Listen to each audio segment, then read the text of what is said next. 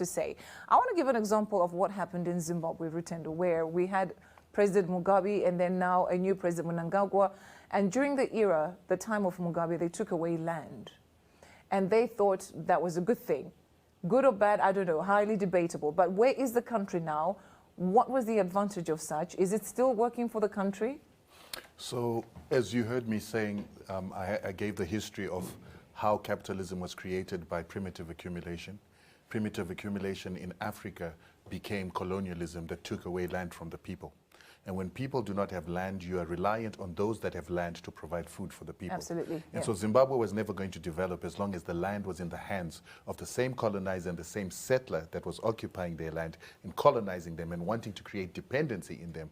Zimbabwe was never going to prosper that way. So Zimbabwe had to deconstruct what the Israelites have done in the Bible, which is to take back your land so that you can be dependent on yourself. And you need to take 40 years within the desert to learn how it is to be self-sufficient people and people who believe in yourselves. And that's exactly what has been happening in Zimbabwe. And now we're starting to see Zimbabwe is wheat self-sufficient this year. And it's wheat self-sufficient this year, yet South Africa was last wheat self-sufficient in 1989. And we're going to probably be maize food self-sufficient this year. We've been out-producing in terms of tobacco and other crops. That is a good thing because the Zimbabwean has learned how to use their land. They've learned how to produce. But what our government has got to understand is that that land doesn't have any meaning if that land is going to be infertile because of synthetic fertilizers that come from the West. We have to use fertilizers that make our land fertile, and those are organic fertilizers. We also will not be able to take our country forward if we're going to use seeds that do not belong to us or seeds that are actually reducing in virility. So we need to stop using genetically modified foods where Zimbabwe doesn't have them, but more critically, we also must not use hybrids.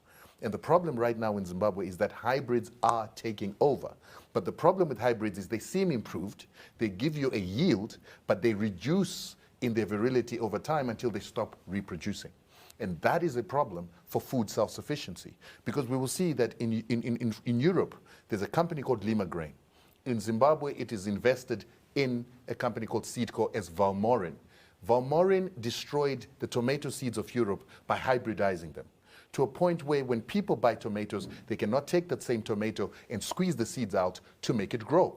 The hybrids are also low in nutrition because what gives the hybrid a high productivity is hybrid vigor. That hybrid vigor reduces the nutrition within the food. Okay. And so that means that the food we're eating is less nutritious and then it can't reproduce, so you're always going to have to buy seeds. So what Valmorin has done, or Lima Grain has done in Europe, is that they've become such a monopoly on seeds of tomatoes that they sell seeds in Europe for anything from 60,000 euros a kg to 400,000 euros a kg.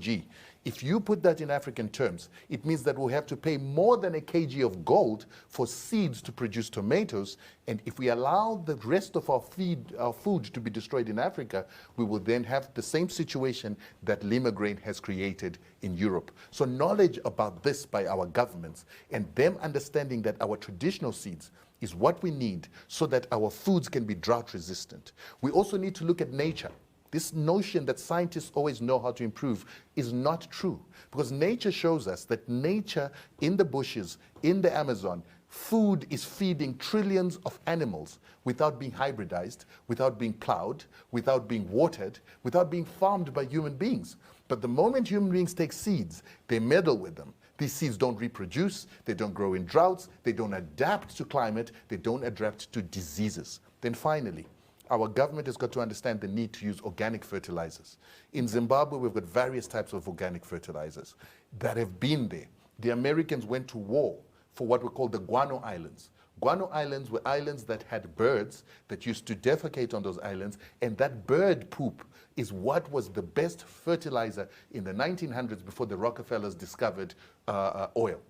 And it is out of oil and petrochemicals that the new fertilizers came, so they destroyed the use of guano, which America went to war to take guano islands in order to have organic fertilizer that if you put in the soil, it improves the quality of the soil, it makes the living organisms in the soil live longer, and the living organisms in that soil also eat the pests and bacteria that become your pests on your crop.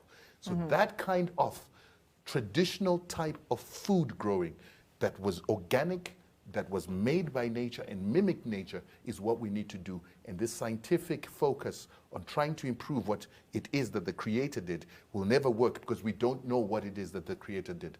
And I know I said finally, but this another thing is our governments must understand that the hybridization and the genetic modification of seeds can cause what is called the weaponization of seeds into something even more dangerous than nuclear weapons. So, the weaponization, that's a very strong word. Oh yes, because some of these seeds can be genetically engineered to actually produce toxins that can target certain RNAs that belong to certain ethnicities or certain races.